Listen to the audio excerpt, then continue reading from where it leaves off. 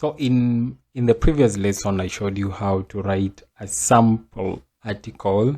That's even if you don't have an experience, because the truth is no client will hire you without, actually gauging to see whether what the work that he or she is giving you will come back, as expected.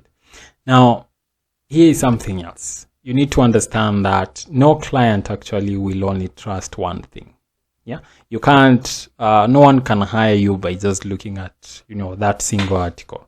That's why you need more than one article before applying for a job. And the way to present, if you have more articles, if you have more work to present to the client, you need to build what you call a portfolio.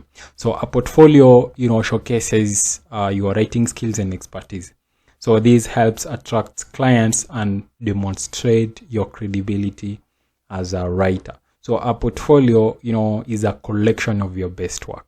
As you will see in this lesson, it brings together everything that you've done and that you're proud of. Yeah.